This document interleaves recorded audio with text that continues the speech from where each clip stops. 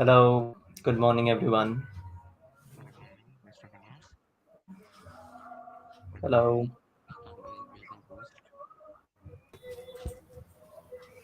Yeah, Okay, you are so audible. awesome. Good morning. Uh, Pratik, you can start. Okay, sure. Hi and a very good morning to everyone. I am Pratik Praraj and I will be your host for today's hands-on Android workshop. Joining me on the other end are Mr. Ganesh Tiwari and Rishit Dagli. Mr. Ganesh is doing his master's in computer science from Mumbai University. He is a Microsoft Student Learn Ambassador and an active member in a few of the communities. He likes to build code solutions for problems that he finds around, and more than anything, he likes to teach others to achieve more. Rishit Dagli is a high school student and is a TED speaker. To share his knowledge with everyone, he mentors at TensorFlow User Group Mumbai and organizes user groups and Global AI Mumbai and Kotlin Mumbai, and is an international speaker. He is also a Google AI Explore ML facilitator.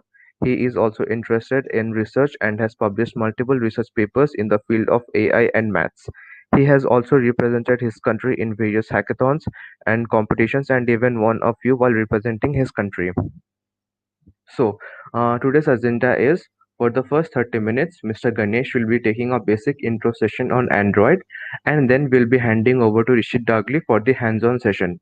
If anyone of you has any doubt, kindly post it in the comment section and our speakers will clear them out. So let's begin. Mr. Ganesh, let's start. awesome. Let me just share my uh, camera. And am I visible? Yeah, you're visible. Okay. So good morning, everyone. And so here we go. Rishit, do you want to say something before I start? Yeah, let's tell the audience about what we'll be doing today, our agenda for today. So, Awesome. thanks Pratik for the wonderful introduction. I guess this slide is no longer required now. But if you want to know more about me, go to this URL rishit.tech to know more about me. And this is my profile. Uh, as earlier said by Pratik, everything that I have written here is mentioned by him. If you want to know more about my work, and so just follow me anywhere, and the mentioned link, like on Twitter, LinkedIn, or Instagram. Uh, I yeah. So let's start with it, right? Yeah. Let's move on to the next Sure. slide, Rishit. So, with that, I'll just like to tell you who the ideal audience would be for this talk. So, it would essentially be folks starting off with Android. So, if you're a beginner with Android, just starting out with Android, this is the right talk you have come to. We'll take you from the very beginning to making a functional app today. So, I'll show you how it all works out in the second talk, where you'll actually build a functional app. And it would also be folks who are looking to start with Kotlin for Android. So Kotlin is the preferred language for Android development. And if you are looking for starting out with Kotlin, this is the right talk you have come to. We'll show you how to use Kotlin with Android, Kotlin in Android. That would be better. And this is the agenda for today. You'll be learning about some basic concepts, how to make UIs, how to use Android Studio, some basic things, and then we'll code um, live code a jokes application, which will be pretty much an application which can generate jokes. So you'll be able to make that at the end of this workshop. So with that, for the first talk, this workshop is divided into two talks, as Pratik said. So for the first talk, I have Ganesh. So Ganesh, could you could you tell us about the basics of Android and tell the audience about the basics of Android? Awesome. So, for that, I will just share my screen, and whenever you are able to see it, just let me know, okay? Mm,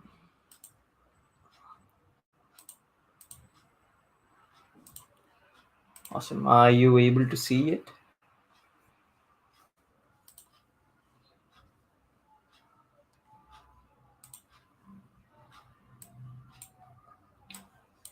Hey Rishit, is my screen visible up till now? Oh yeah, it is visible. Awesome. So I will start the presentation from the contents that I have prepared, like from here. So mm,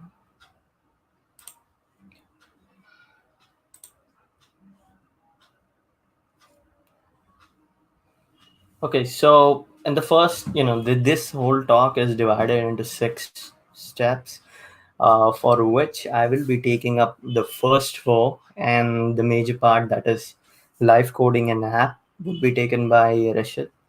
Uh, in the first four things, don't think that it will be much of a long or a boring session. I will try to make it as easy as it can be, and as you can see, the topics are very easy. And I will also be taking one extra thing which is not mentioned in here, but I can tell tell it to you that that topic is by far the most important topic in this thing. And if you listen to all of it, then I'm sure you will be off to a great start in your Android development, what do you say, career or your passion. So let's move on to our like first thing, how to make an Android app with an Android Studio. So it's very easy. It's very easy. You just have to download Android Studio. uh, Setting it up is like you just have to press on OK for 3 or 4 different times, and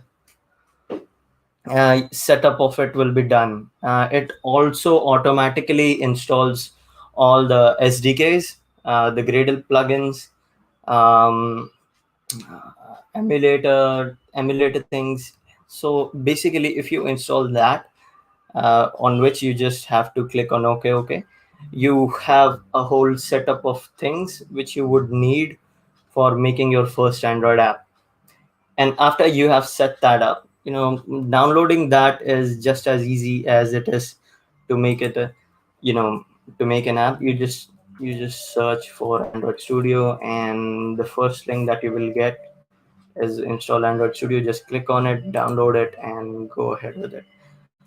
Now, how to make it? Making it is very easy. Once you have Android Studio installed, you basically have to click on these 3 buttons. Like for beginners, I would say click on create new project, and then select the empty activity thing, and then enter a name of your project, and then click on finish button, and your first Android app would be created. Uh, as easy as it gets, right? Let's do it as we speak, so that you have an idea of what I'm talking about just by actively looking into it. So if I click on new project, here you can see that I haven't. It basically asks me for a template. Like when you make an app, you need to have few things in it. So there are many templates, and first you have a basic thing, then you can even create an Android app without any activity. But then it is for, what do you say, an experts who can, who know how to scaffold things and make that. But for beginners, I would suggest you just select the empty activity thing, uh, click on next, and just choose a name for your application. So Android app tutorial, I will select here. If you are working in a company or something, you will need to change this package name accordingly. And this goes by like, uh, this goes by very easy. Com is like the most, what do you say, domain end name, and then after com, it comes after the main domain name of your application, and after that, it the last part is the name of your application. So com.example. Android app tutorial means like the company name is example, com is the last name, and Android app is the app name. It is just used for indexing application, and it makes it easier for Play Store and other things to index your app. Uh, by far, I would suggest you to just go on with Kotlin, and because it makes things a lot easier. As we move on to the topic, I will be talking a little less about Kotlin, but as you look into Rishit's session, he will be live coding an app with Kotlin, so you will know how much of a boilerplate can be reduced with you using a Java application and a Kotlin application. So select Kotlin. You can select anything from it. I will just click on finish, and it will automatically scaffold an app for me. It will. Okay. Oh, I think I'm not sharing that thing. I think I'm not sharing. Is my Android Studio visible to you? No, it's not visible. I'm sharing the wrong screen. Wow, that was a blunder. Awesome. So now I'm sharing the whole screen. Just click on next, and it will go on to do it, and it will generally take around 15 seconds to build it. And let's see how it builds it. And after it has built, I have something to show, like this will be the basic structure of the application. So if you look here in the presentation slide, this will be like the basic structure of the application. You will have a Java folder, and you will have a manifest folder, as well as you will have a rest folder. These all files are like the main things for your Android application. The rest folder contains all the resources, like all the images and the layouts that you have designed. All of these comes in the rest folder. And then there is this Java folder in which the actual source code is written. In that, you can see that there are three sub packages. One is a normal package, and then there are two test packages. As you are just starting up, I would suggest you to not look into those test packages. And these are basically for the Android test package, is for when you need those tests to run on Android device, because they use Android specific APIs.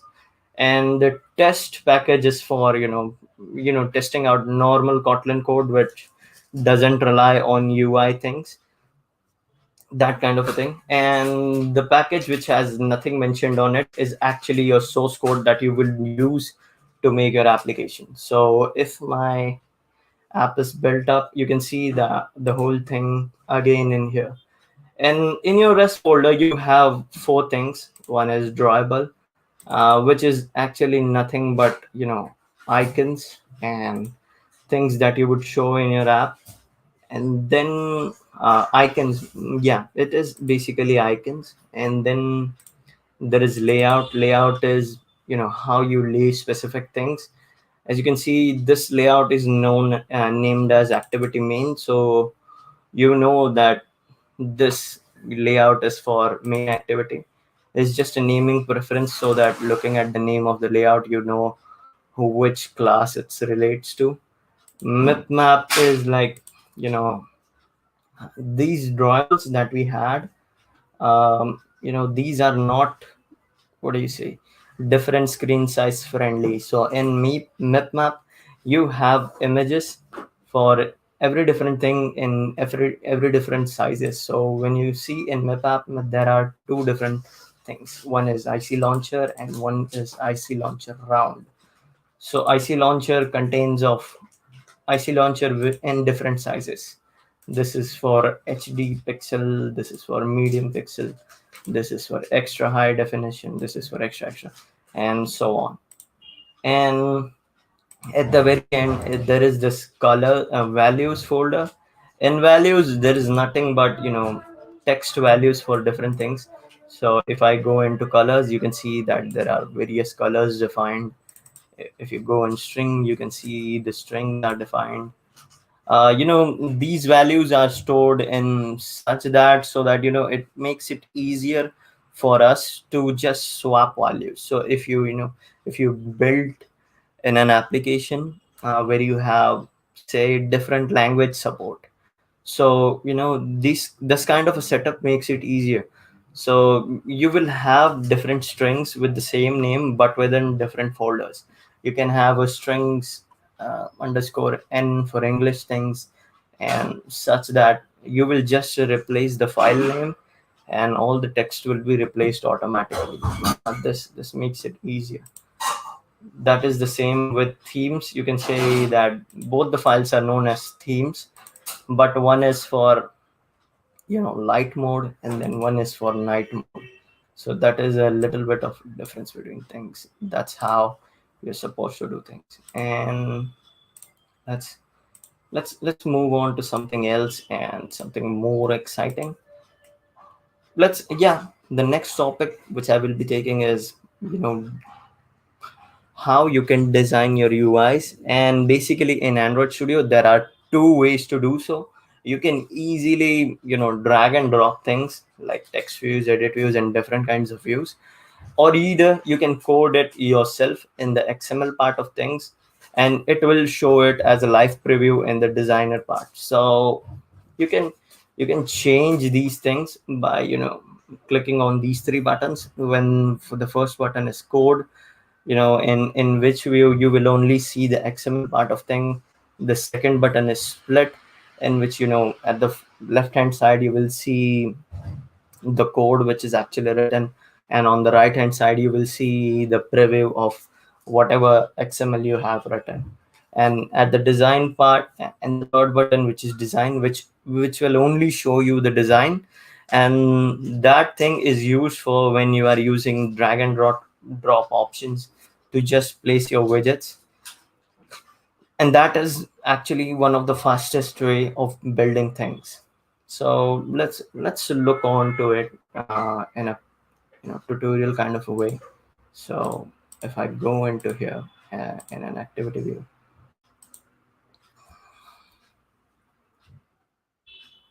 and as you can see here, I have three parts: a code window, a split window, and a design window. So in a design window, you can see that I have a text view over here, which is used to show text. And you can see I have in this palette kind of a thing, I have different widgets. Now, what do you know? You will ask, what is a widget? Widget is a basic, the most atomic thing that you can say, which is used to create a layout. Each widget represents different things. Like for text you have different widgets. A text view is just this. A plain text is text. Let's see how it is. It is like an edit text. And then okay, so this is an input plain text. You can take input with it, and then this password will be the same input text, but it will be for password specific reasons. So the input that you give in it will be automatically obscured and no one will be able to see it. वो होता है ना, जैसे कि अपन user name डालते हैं तो वो अपने को दिखता है, लेकिन जैसे ही अपन पासवर्ड्स डालते हैं वो अपने को दिखता नहीं है, वो डॉट डॉट डॉट में कन्वर्ट हो जाता है अपने आप. उसके लिए ये पासवर्ड वाला यूज करेंगे. Same is for email. यहाँ पे व्हाट डू यू से @ और ये सारी चीजें एकदम ऊपर रहेंगी ताकि आपको वो सब डालने में आसानी हो. And let's close out Discord so that it doesn't disturb us anymore. And ऐसी सारी चीजें हैं. फिर बटन्स होते हैं अलग अलग, देख सकते हो. लेकिन आज अपन जिन चीजों के ऊपर ध्यान देने वाले हैं वो है ओके. और एक फोल्डर होता है जो काफी इंपॉर्टेंट होता है, वो ही होता है ये मैनिफेस्ट फोल्डर. सो मैनिफेस्ट फोल्डर के अंदर देखते हैं अपन क्या होता है. This manifest folder, if you look at it, it is basically a overall structure of how your app is going to be. So if you see in this manifest, there is this namespace which is used to define a schema of this manifest. You don't worry about that, but this has nothing to do with the whole thing. It is just used to say how the overall XML would be. And the first main thing in this is the package name, which we discussed while we were making the app. com.example.android app tutorial, and in that there is one application tag in which everything related to that application is defined. So you have an icon, you have a label for that app, you have a round icon for that app, there is a theme for that app. You can change the themes through here so that anyone else can't do it, or whatever specific things that you would want, or if you have prepared a specific theme for your app. And in every application there are various different kinds of activities. um, if you say what is an activity, you can think of it as different screens in an application. So imagine if you are using WhatsApp, you have the main screen where there is chat and statuses and the calls window, and then when you click on the options button and go onto the settings page, that is a different activity.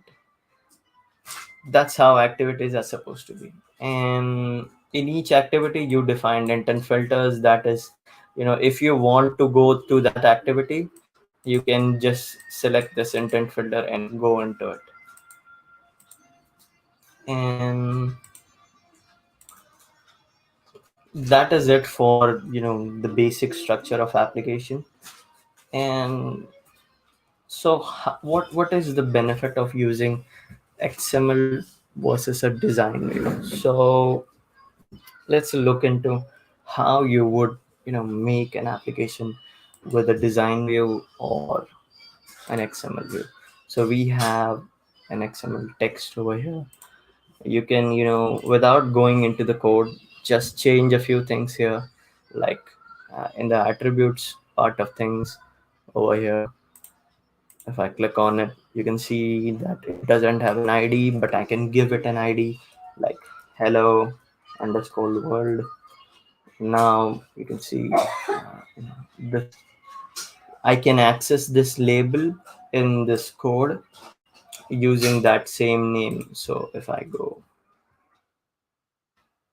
hello underscore,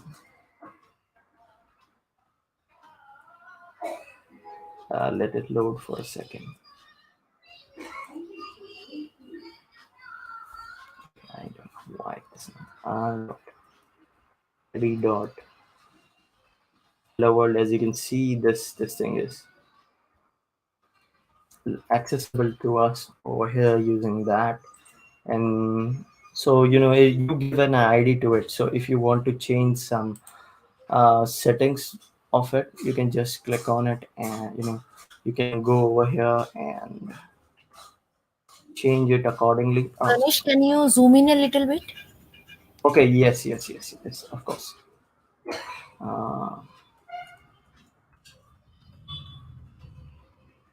uh, how do I do that? Code, I think I would have to increase the code size, right?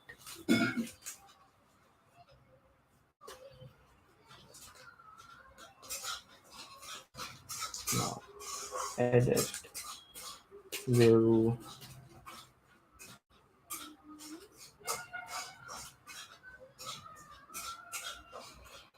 Okay, and let me see this thing now, this thing now, this now, this is different. Wait,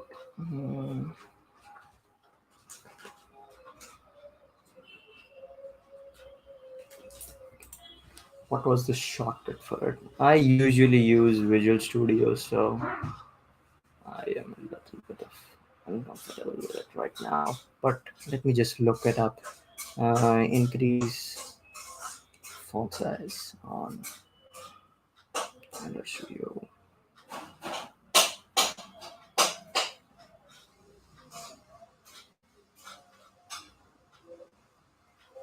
And, okay. It is a little bit of different in it. If I have to go in settings and then an editor and this, yeah, I will have to.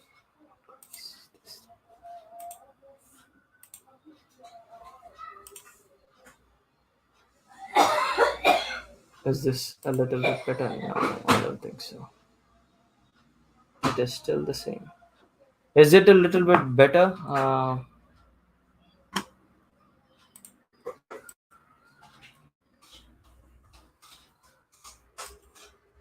Andrepa, you there? Is it a little bit better, or is it?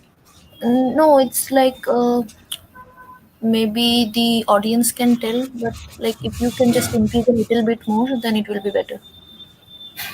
Okay.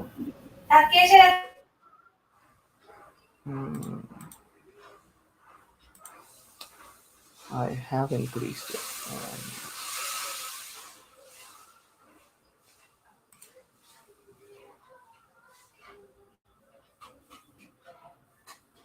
I think it should be fine.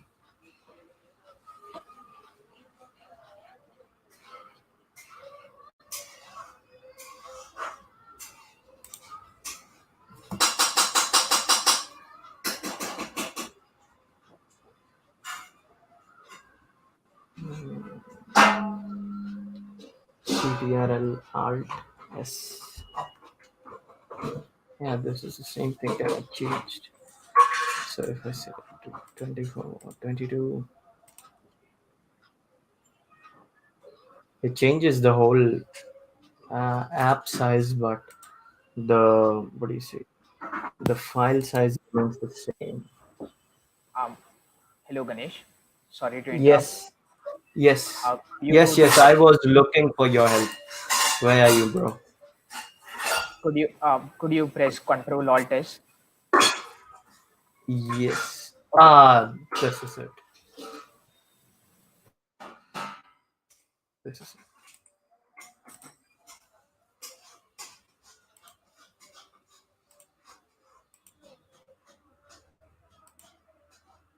So I think this should be a lot better, right? Yeah. There is not a shortcut. Alt and enter. And for that, I will just assign this.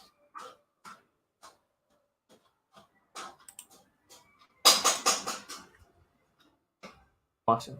Now this looks a lot better. Awesome. So, this is how, see what I was thinking about. You can access this thing over here in code. So if I like hello text and just find view by ID text view r dot id dot hello world, I can just change this thing hello text dot its properties text is equals to hello world in capital, and when you run this application it will automatically change this to a greater size of things. So that whole thing will be taken by Rishit, and I think that should be enough for right now. Now moving on, yeah, like this, how you design different things and you shift to different things in the design view. You can do the same thing in a code view. So if I go on into the code view and have a preview of it running over here, you can see whatever we just did in a design view is reflected over here in the code view. So if I do if I do a little bit of zoom, you can see that all of these things are defined over here. And if I want to create, if I want to change some property of it, like hello world, and that is how it works. You can change it using that same thing or using this. And you can define different views like edit text and wrap content. And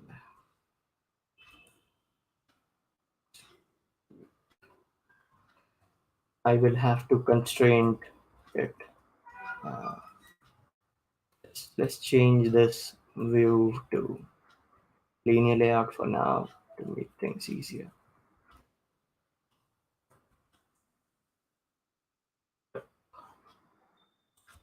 and make the orientation. So as you can see now, all of these things are in a line. That is what the main feature of linear layout. So looking at things would be a lot easier and you don't have to manage a lot of things. And then you can just define text like this. So let me just turn off my fan. It is getting a little bit heatier.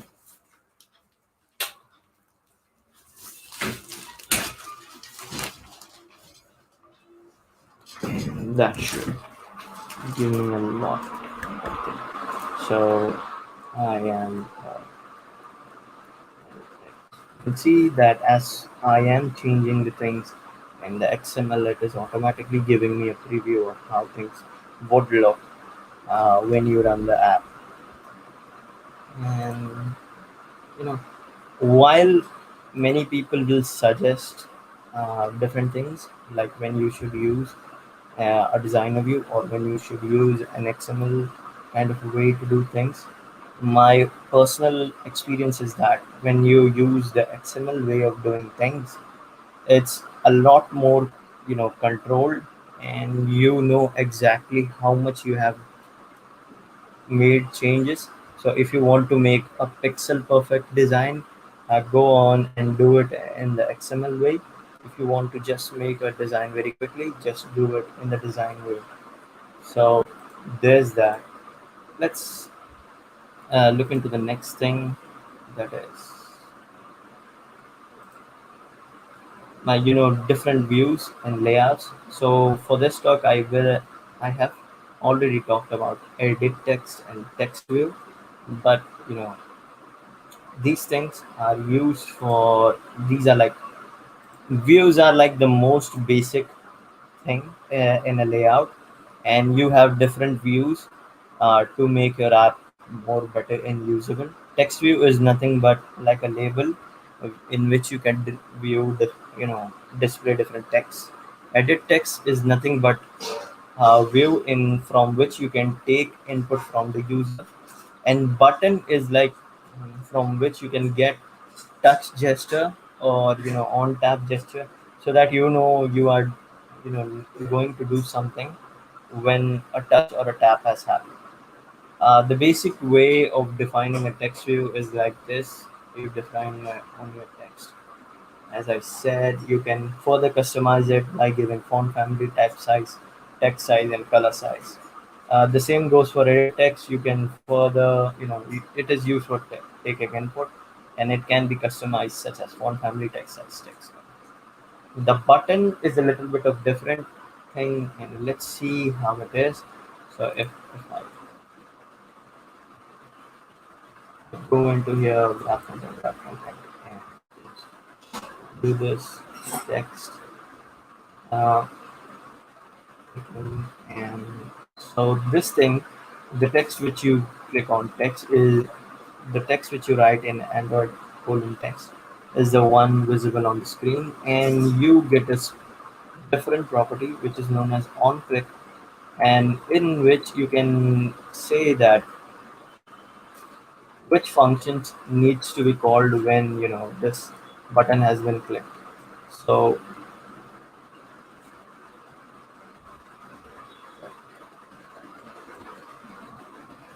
when I click when I name this handler as button click, you can see that it is giving me a red thing which says that it is an error because I have not defined it yet. So when I click on Alt and Enter, it gives me a suggestions. So I can either suppress this warning or I can create such a function in the main activity. And if I click on create an thing in this main activity, you can see that this button click has been created over here, and I can write code that will be executed when I click that same button. And that's it for buttons. Let's look very quickly at some layouts which are very important in this thing. So the first two and very simple layouts are linear layouts and relative layouts. Linear layout, as we saw over here, are used for laying out things in a linear fashion. So over here, as you can see that this whole layout is you know, in a vertical way. I can just change the orientation of it to horizontal, and all of it will be, in a horizontal way. You don't need to define anything. It is very easy, and you know a basic type of thing that you would use if you want to just lay things in a linear way, and you don't have to deal with anything else. And then comes the relative layout. In relative layout, what you do is you give relations to everything. So in relative layout, you can see all of these views are stacked onto each other. Now our text view has an ID of hello world. If I give an ID to this thing as well and make it edit text, I can say that layout below of hello world, and you can see that it went a little bit down. And I can do the same with button. If I give it an ID of button, and I just say that layout below the edit text, it will line up accordingly. I can also say like left of and right of things, on top of things. That is how relative layout works. But these are very basic things. Like you won't make an actual app using these layouts, but these are things that you need to know when you are just starting in, and it makes the further journey easier. Now the most important and the best way to make layouts is constraint layouts. It is very much advanced than any other thing which I have talked about earlier, or there is an Android stack of things. Constraint layout is very much advanced and the most preferred way of doing things. It is, you can say, a somewhat similar to relative layout, but it has way more features and way more better ways of defining things. You can, you know, make widgets relative to one another. You can define constraints like this edit text should be in the middle of screen. You can give ratios. So if you have a constraint layout which is a full width of a screen, you can give its children's weights. So if you have three children and you give three different weights, the width of the view will be divided according to that ratio. You can, you can do bias, you can do chaining and layouts. While all of these things and all of these features are a little bit advanced, uh, chaining and layouts, you can think it of as the flexbox feature which you have in HTML. So in flexbox, you can think that that you can, what do you say, justify content, align items, which makes things, the children's in a middle of it, or space around, or justify content so the space is automatically divided. That comes in chaining. And yay, you made it earlier. So you stick till stick in this event till here. So here is a little gift that I gave it to you. It is a virtual cake. You will just have to look into it and imagine that you are eating it. But that's doable. And let's do you want to do it in practice? We are already doing it, but we can also look at constraint layout in practice. And if I just change this layout instead of constraint layout, you can see that it all breaks up. So I will, this text view has all these constraints mentioned, but our edit text and buttons don't have it. So if I click on, edit text, and I give it some constraints, it will automatically start removing those red things. So now, as I have given it a vertical constraint as well as an horizontal constraint, it is no longer in red. Now give the same to button. I just grab this vertical thing and I say that it should be at the bottom of edit text. Why is it not? It is at the bottom of button. I don't want it to be a bottom of button. I want it to be a awesome. Now I just click on this and I give it to the bottom of edit text and I give it a horizontal. And you can see that if I connect it to the both ends, it will automatically get in between. For this edit text, I have just given, you know, attached one side to one side, so it is on that side. If I, you know,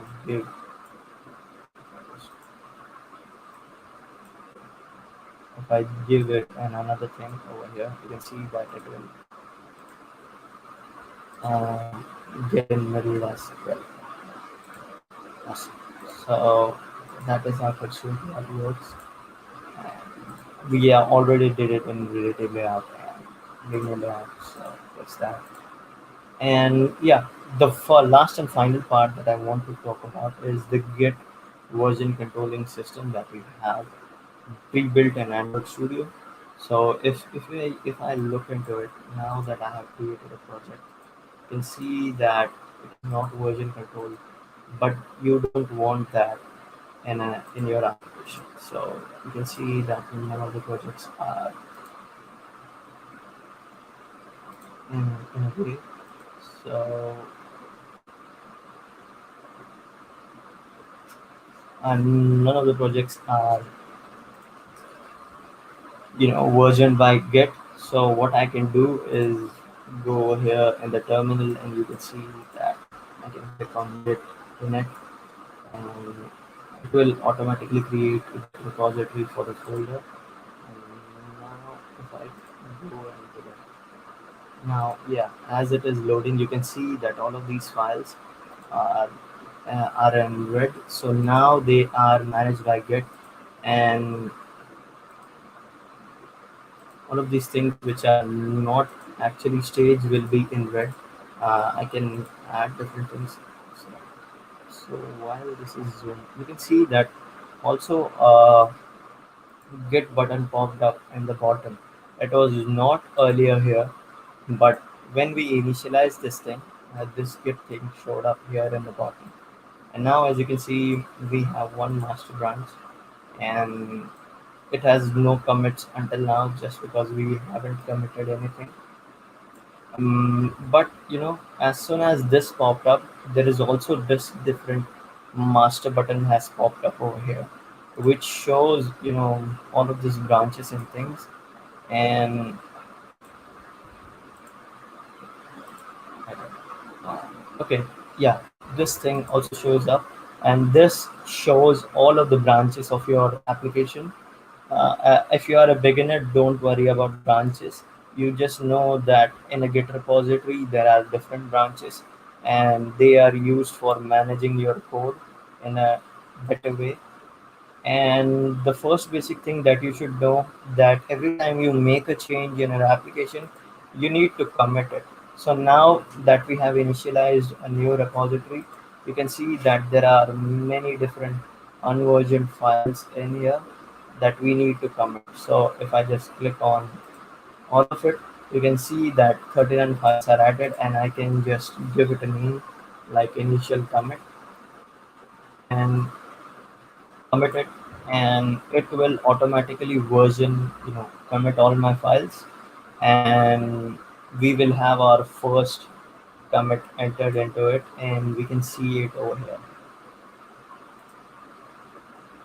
Git thing, yeah. As soon as you make any changes, like if you have created a new layout, you will see unversioned files over here, and you will just click on add, give it a message, and press on commit, and it will automatically add it over here. And now you can also push this thing to a remote repo. So if I create a GitHub repo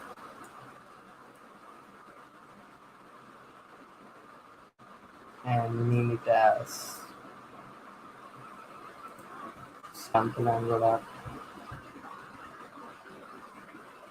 and just create this repository,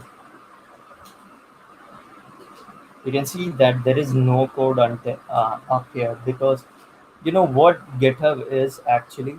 The same, Git repo that we had over here, we can save it to GitHub, so that in some case, if something happens to our setup and we lose all of the things, we can just clone the same things from GitHub, and we will have it on our machine uh, after that. Also, GitHub is also a very good place to collaborate with each other. So suppose if you are working on a app and you are stuck on something, you just commit your changes to GitHub and tell your friend that I have this thing, and so please can you look into my code and tell me what is wrong. They can come here, view your code, and comment on different things and tell you what you have done wrong, and you both can fix those things and make a better app. So let's see how to push our code into GitHub. So if I go, no, this is not the app. So this, if I go into here, I don't think so. Option. And that's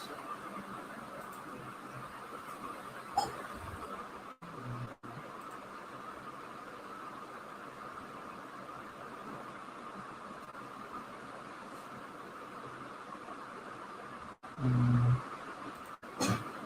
yeah.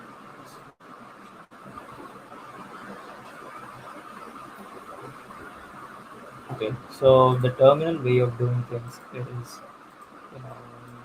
git remote add a name of GitHub repo and then your URL, and it will automatically add those things and add it as a endpoint for things. So now if I go into here,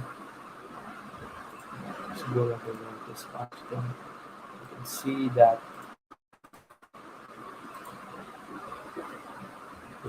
I can push these things onto GitHub, and as I am as I have clicked on push, it is pushing it. And now if I go into my GitHub thing, you can see that all of that code that I wrote in is now on GitHub, and now my friend Rishit can look into it and see whatever I have done wrong, or anyone else, and can help me with my future projects. So with that keeping in mind, I think I am done here with no, I have also one thing a year remaining. So why you should choose Kotlin instead of anything else like Java or something. This is very a debatable topic. You can say that Java is better. I don't say that Java is bad or something, but Kotlin has many more features that make it easier for you to write Android applications. So why is Kotlin better than Java?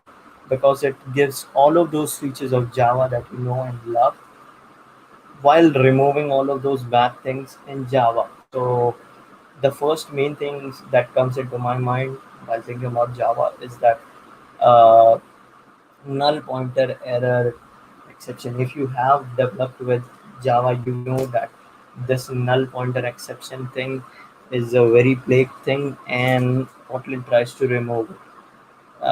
It can it has many more features as well. uh, you can run it on Java virtual machine, you can compile it to JavaScript, or you can compile that Kotlin code directly to LLVM, which can release particular binaries which don't need anything else to run. They can directly run on your hardware. So that is a cool thing, right? And it is object oriented, as well as it gives functional support for all of your applications, and it is the first class citizen for Android development. And Google has, if you look into the docs right now, you will see that Kotlin code comes up first, and in the next tab there is Java. So if you are just starting up, uh, you know going with Kotlin is the right way. And I, so Rishit, are you there? Do you mind if you just take over from here and do your part?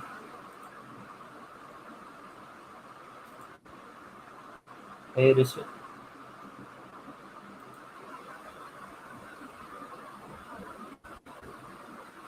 Rishit, you are not audible. There's not a single talk I go by where where I've not switched on my mic. Let me know if you can see me. Let me know if you can hear me. If there are any problems, feel free to put them in the chat. And yeah, you can see me now too. Good. So uh, you maybe now know a bit about how the basics of Android. So we'll be live coding an application right now.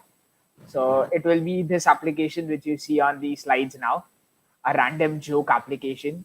So you can just click on the generate joke application and it will create a random, it will show a random joke to you. So this is what we'll be creating now. And we'll be using pretty basic components. And I'll also be explaining the code on the go to you. So let me quickly switch my screen. So I share my Android Studio. Could you bring up my screen, please? Okay, there it is. Um, Let me know if my, oh yeah, it is visible. Cool. So this is essentially the application we'll be making today. I just showed you an image. Let's see how this works. So this is again very simple application, just one page over here. And in the next 30 minutes, we'll be live coding this. So I'll just do a generate joke and wait for it. And there it is. It shows me a joke, a random joke.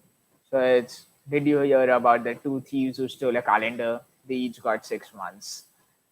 So I wouldn't say the best of the world jokes, but yeah, pretty cool jokes. So we'll be making this right now. But before we do this, what I do want to show you is there's this GitHub repo, which has all the code we'll be doing today. So you can most certainly take a look at this GitHub repo after the talk when you try to implement this.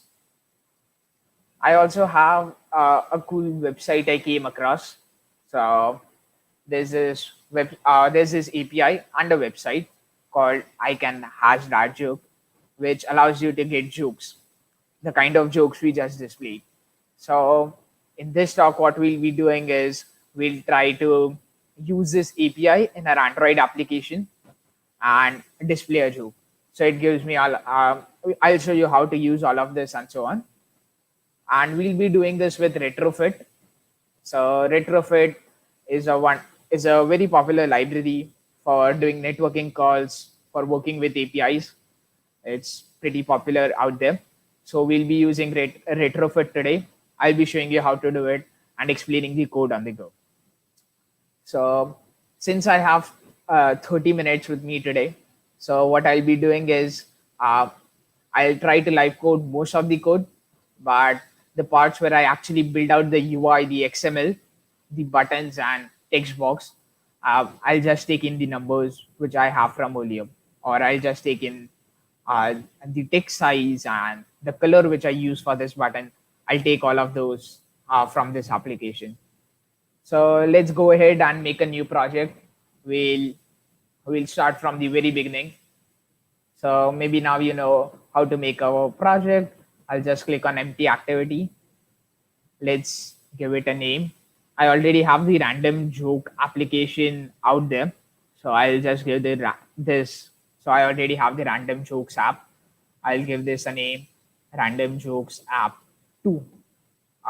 Let's do random jokes app demo.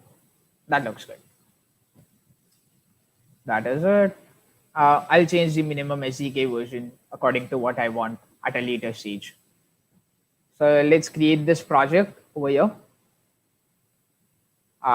Nothing cool.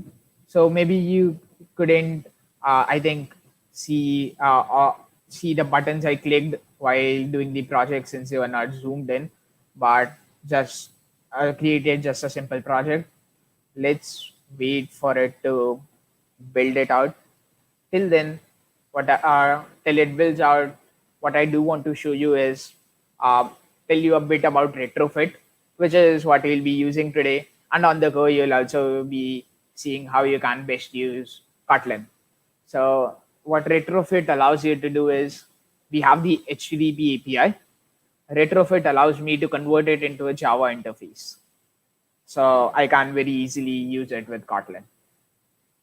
We'll also see how easy retrofit makes it. So what I also want to do is I want to, so this is an API call, right? A network call. I want to run this on a different thread. So it should not be something like my app stops displaying my UI or stops running my UI and then does the API call. I don't want to do that. I want to do the API call in the background, or as you might say, asynchronously. So that is also, we'll also see how you can do that efficiently. In this talk, we'll also be using a pretty simple library out there called JSON. So this also allows you to work with JSON objects. So the HTTP API will essentially return a JSON object to me, and this allows you to work with it. So we'll be using all of this. Our app should have been built by now. Okay, here it is. That's cool. I'll switch on the emulator later. Let's just hang on with me till now. So first off, what I want to do is, so my app is essentially making a network call, right? My app is reaching out to an API, getting some data from it. So any guesses about what I need to do first off? I need to give my app the internet permission. So my app should be able to access the internet. So here it is. I have just a couple of permissions called access network state and allow it to access the internet. So let's get this and have it about the application as it is a permission. And this is the Android manifest file. So I have two permissions which I have given to the application, which is ability to access the network state, know if network is available or not available, and ability or permission to use the internet. So I need to give it these both permissions, as you might have guessed. So now that I have given it these permissions, what I want to do is I also want to install the retrofit and JSON library we talked about, right? So build.gradle is where you'll be putting the libraries you want to install, or you want your Android application to be using. So again, I have had this with me. The compile, okay, I'll maybe talk about this later, and maybe this talk isn't the best one to talk about the difference between implementation and compile. But as of now, you can just know that there it is. I'm using retrofit 2.3. I'm using JSON converter. And I've also added RX Java, but we'll not be using that today. So I'll just do sync now, which is a cool thing with Android Studio. If you can't see it, nothing to worry about. I'll just read it out for you. I have a option here, a button here, which tells me I can sync now, a project sync now. So let's just do that, which will install all of these libraries and allow me to use it. Okay. Yeah, I've synced my Gradle and that's ready. So remember this application we had? This was the application, right? So see this UI over here. I have this. This is essentially a text box over here and a button down over here. Simple UI, nothing too complex. So just to make those text box and button the colors, I have some pretty basic XML code over here, which I'll be taking. Just some basic XML code to But yeah, just some basic XML code to be displaying this UI.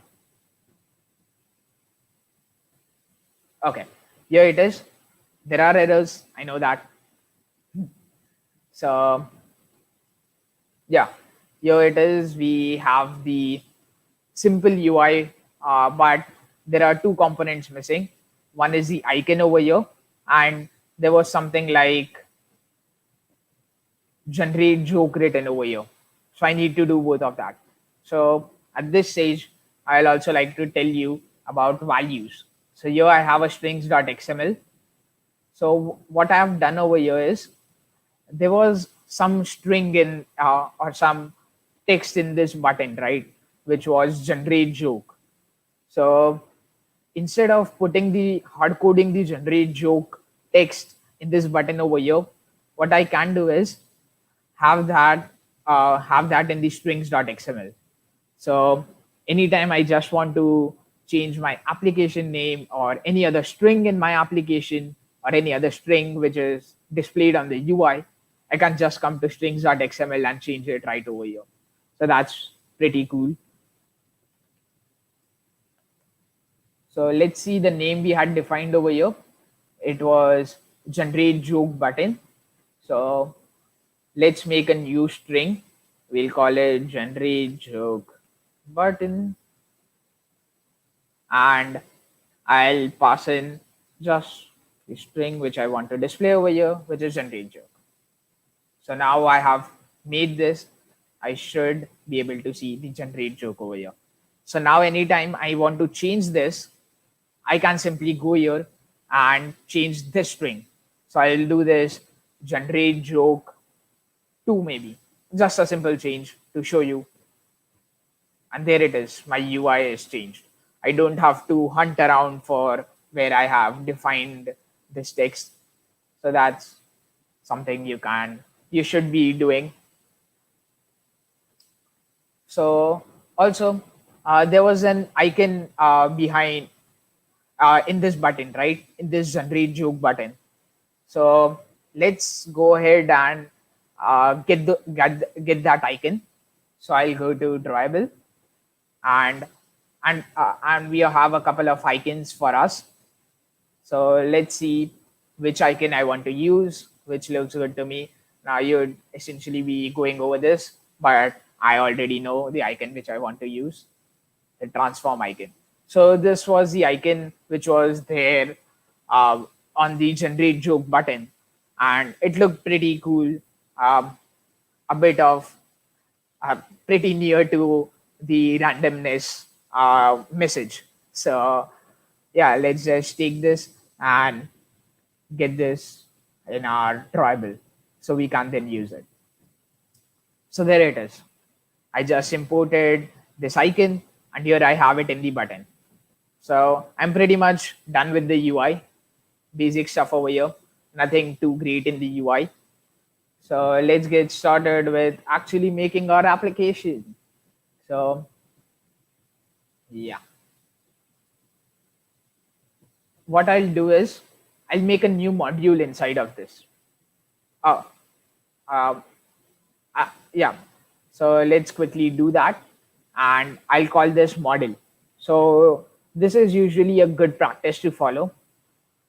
In this model package, what you'll be doing is you'll be telling retrofit what is the HTTP response you'll be getting, or what are the methods that you want to use with which you can call with which you can make the network call. So that is what you'll be doing in this model package. So let's go ahead and do that. I'll show you how easy it is to do so. Let's make a Kotlin class, and what I'll call this is, let's call this jokes. That seems good. So as of now, I already have some content for the jokes class over here.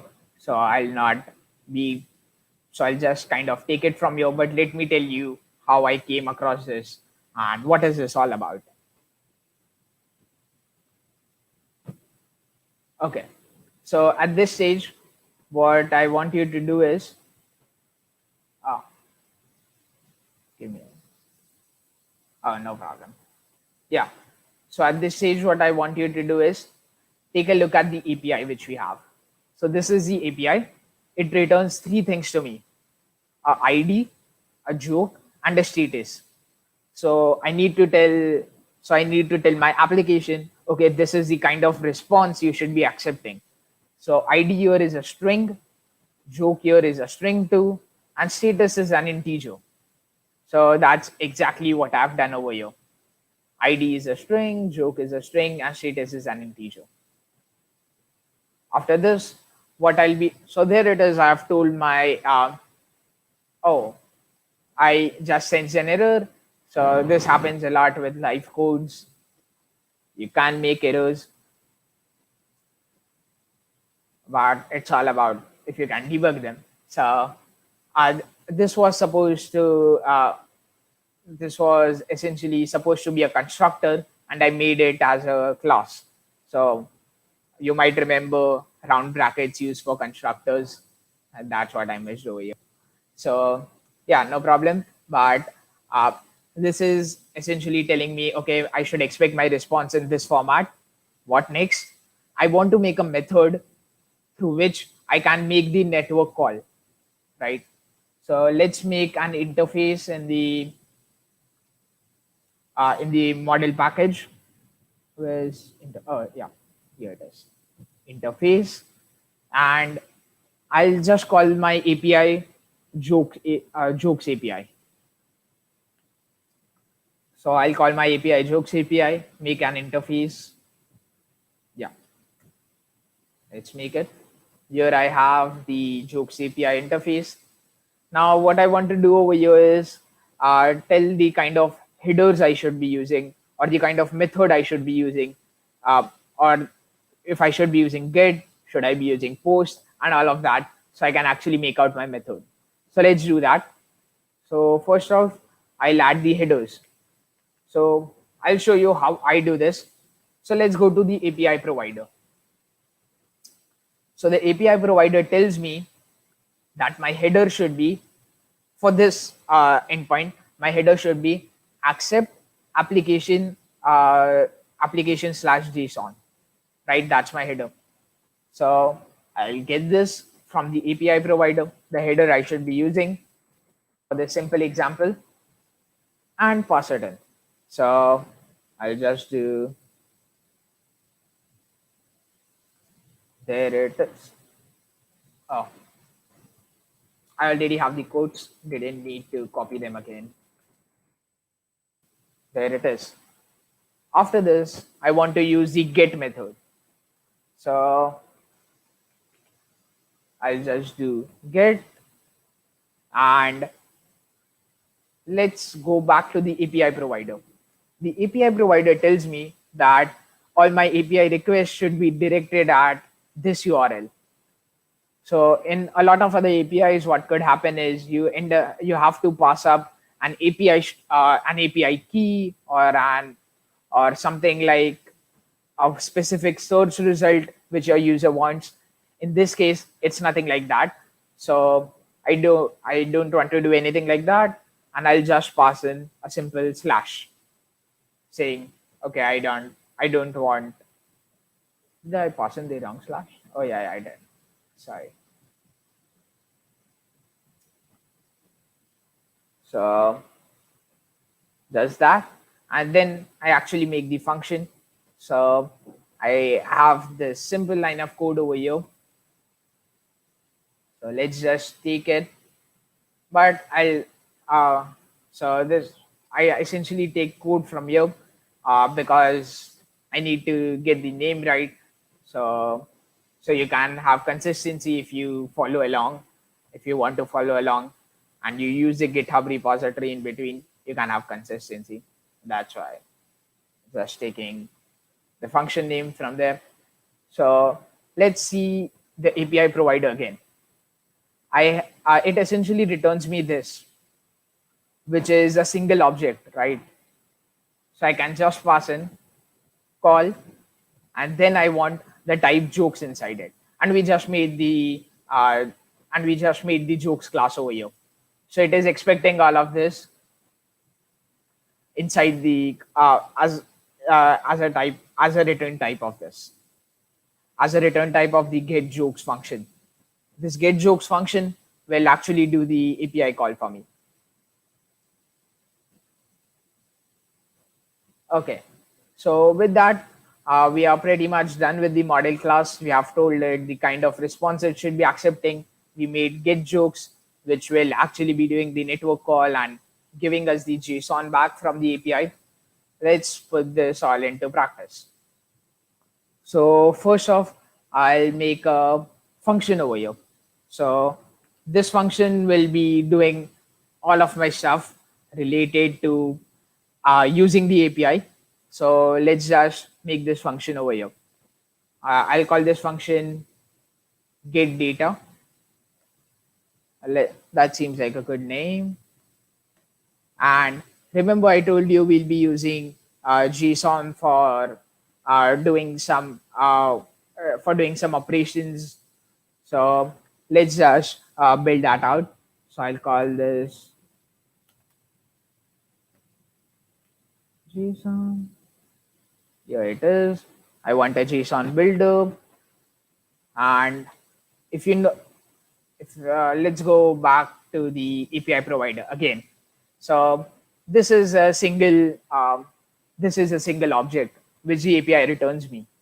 So what I also want to do over here is tell my Android application that you should not necessarily follow all of the JSON structures. So it should not be strict JSON structures which you should be following, since I'm only getting a single object back from it.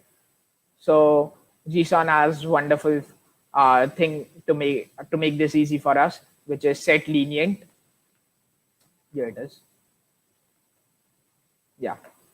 And finally, I'll do a dot build. Simple. And dot build.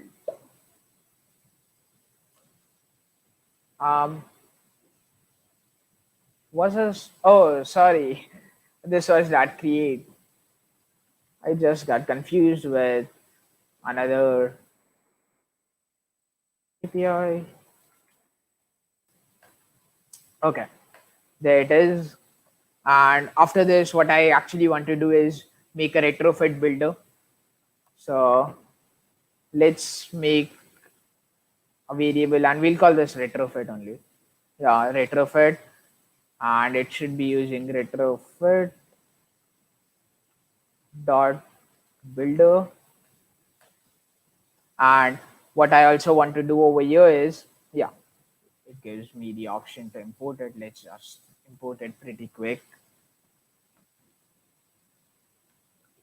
Did it import? Yeah, there it is. I have imported it. And what I also want to do with the builder is I'll now pass in the base URL, or the URL with which I actually want to pass in the API call to.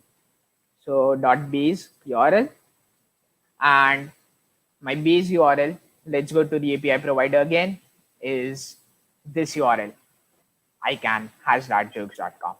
So let's just make a function. Let's just make a variable over here.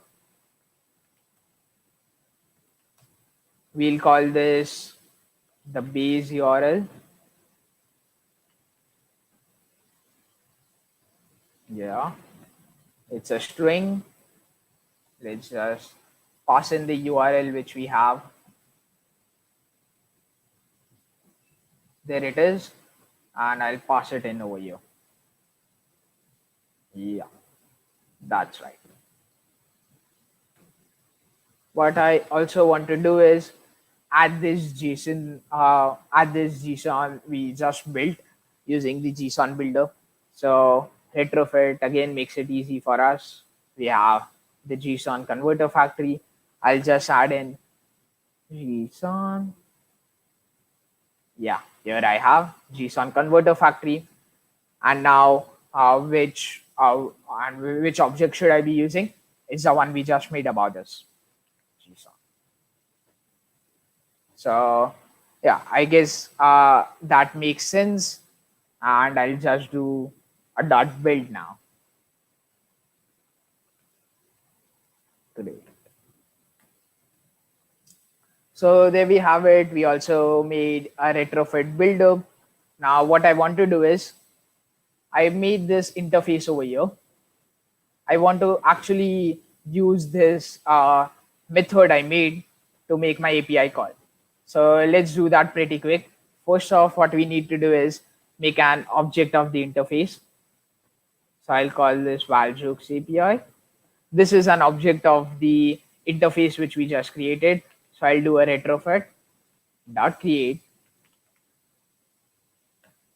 and what I need to pass in is the jokes API interface which we just made. Jokes API.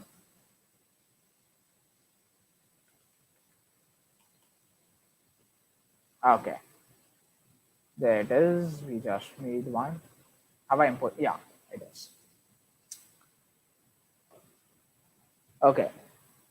With that, now I have a object with me of the jokes API interface which I just made. Let's go ahead and save all of this. Save the output I get from this in a variable. So the variable I'll save this in.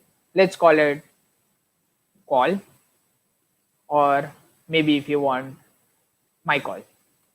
My call would be better, so we don't get confused between stuff.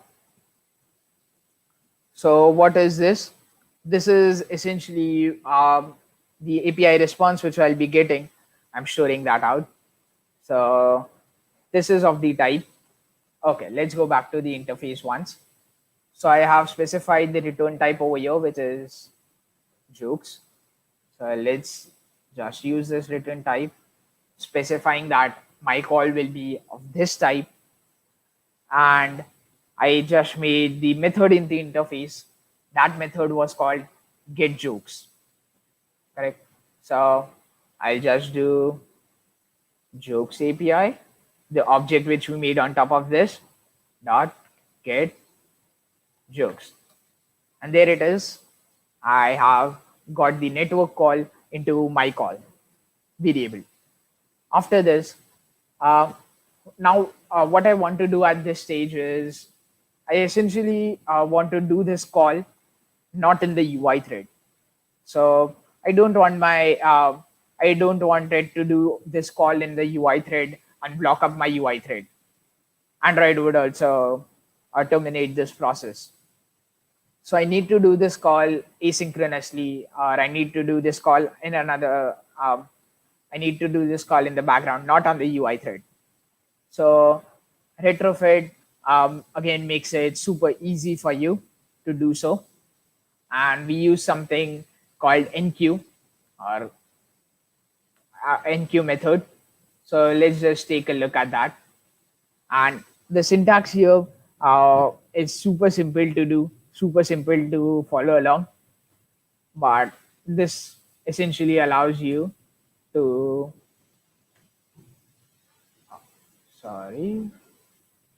this essentially allows you to do it in the to do it not in the UI thread.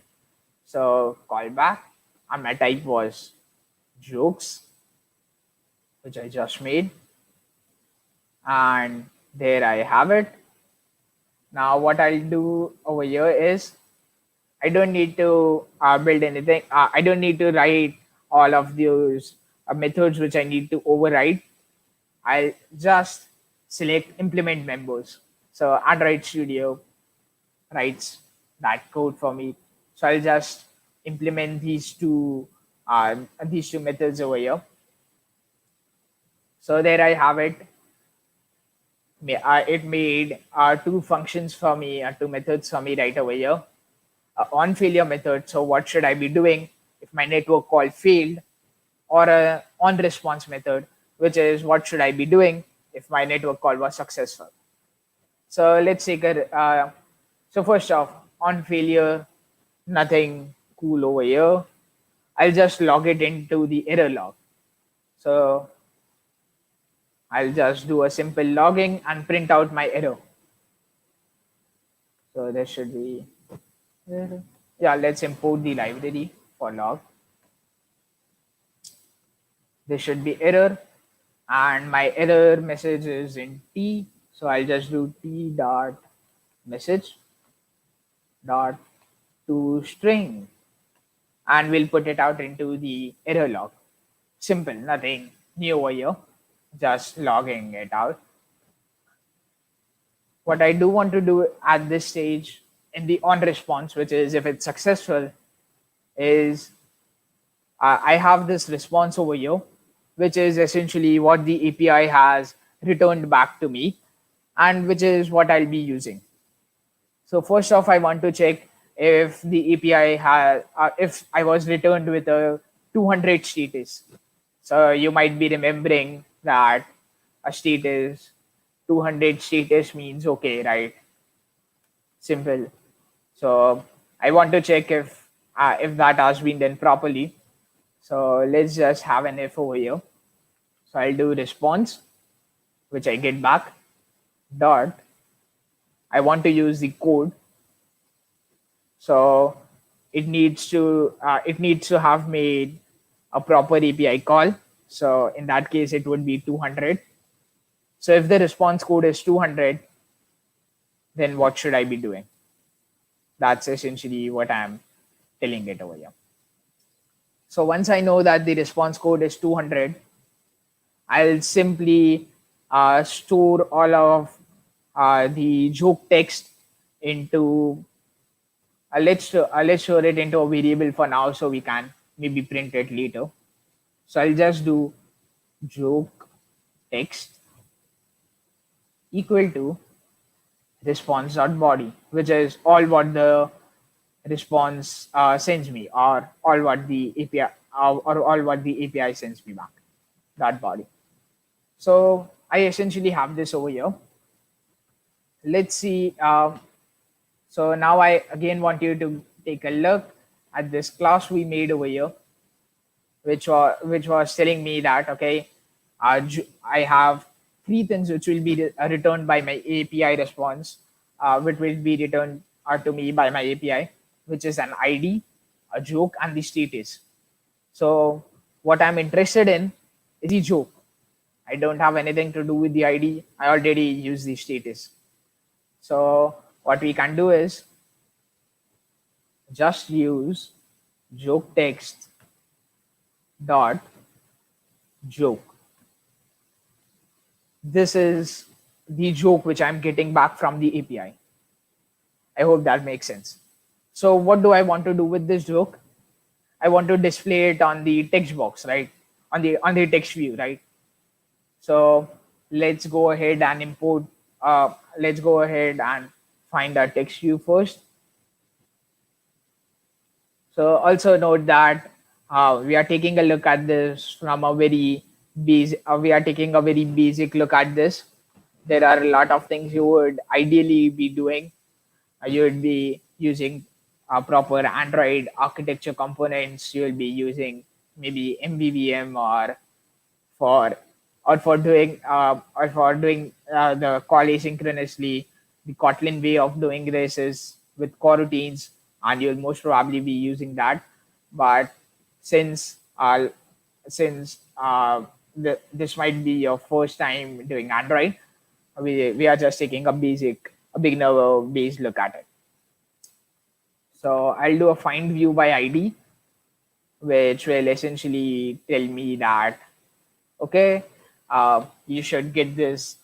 You should be getting this from the UI. So I'll do a r.id dot. So I have a lot of IDs over here. Let's go to the UI part again, which was my main activity.xml. So let's click on this. This is essentially what I want to edit. So if you can't see clearly over here, no problem. I see that the ID here is joke text, which is the ID I want to use. So let's just go ahead and write in.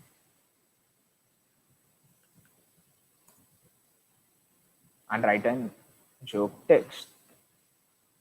There it is. I have the text view. And what I want to do now is have this joke appear in the text view. So let's do that. So I'll just do joke text view dot text because I want to change its text property, and it should be equal to joke text dot joke.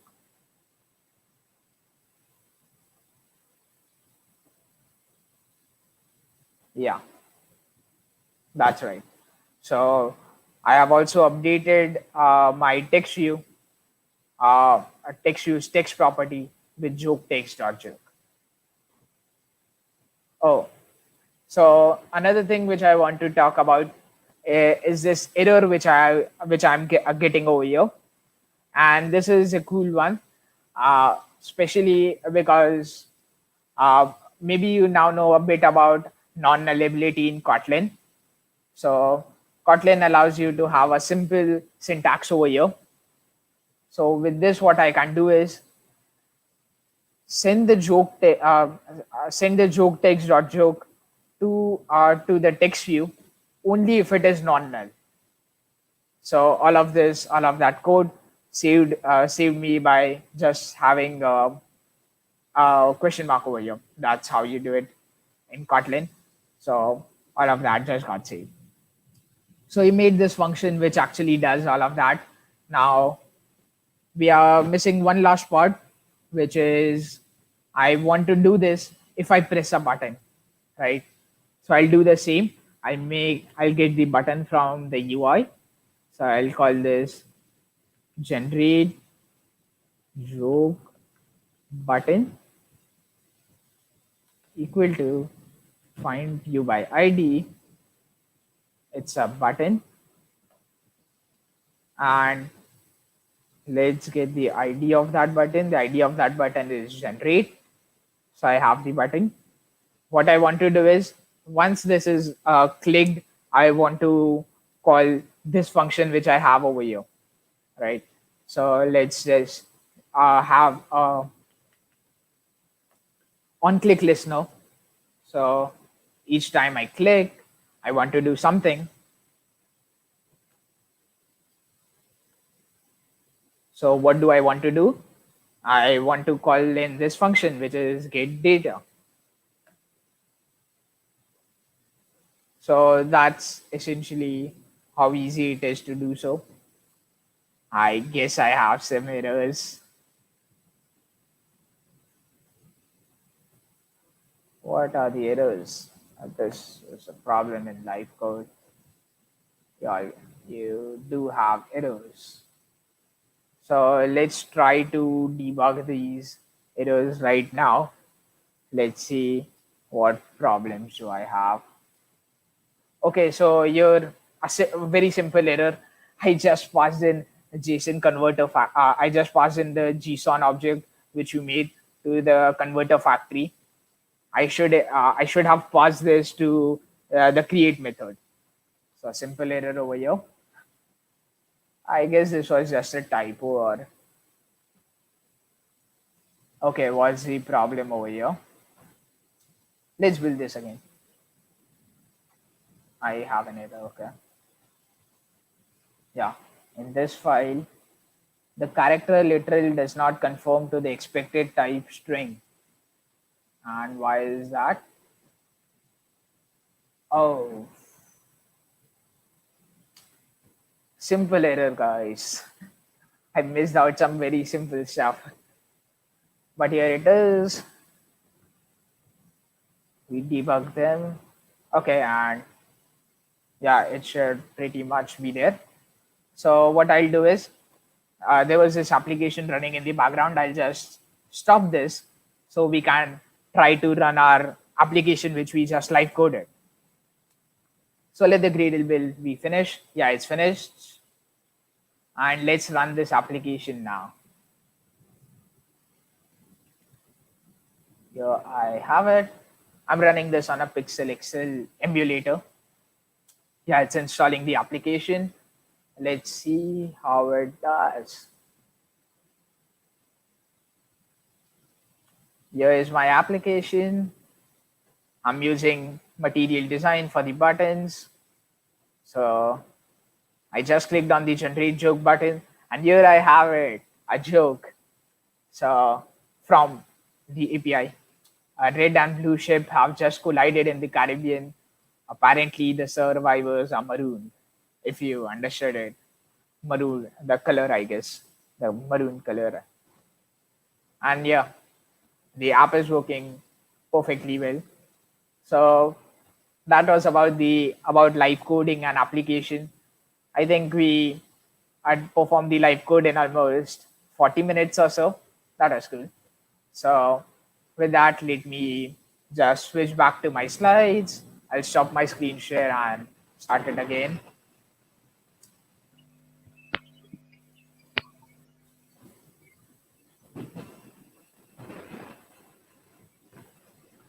Okay, I guess my slides are visible again. And since I'm on my slides, I have switched on captions. You'll see them down over here. And that was pretty much it for the talk. I also organized Kotlin Mumbai community, which is a community focused for Android development. Even if you are a beginner, you can most certainly join this. We have a huge network and we try to organize events. So be sure to join us through any of these links. You can maybe take a screenshot or I'll post them in the chat. So be sure to join us through any of these links. You can attend our events, ask questions, and we are just a couple of Android enthusiast folks. Again, this is the application which we just live coded. I have a GitHub repository uh, where I have this application which we just live coded. So take a look at it, and if you get stuck in building this by yourself, you can most certainly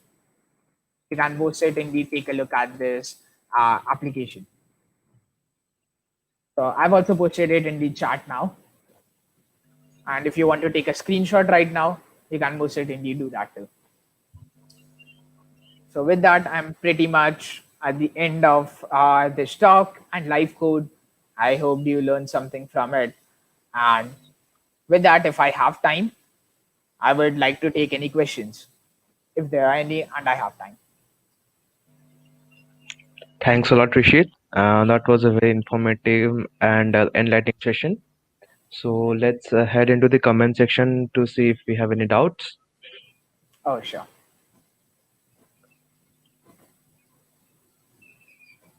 Well, most of the doubts were cleared earlier, and any live doubts? Um, oh, yeah, I see the comments now. Sorry, I wasn't able to see them during the talk.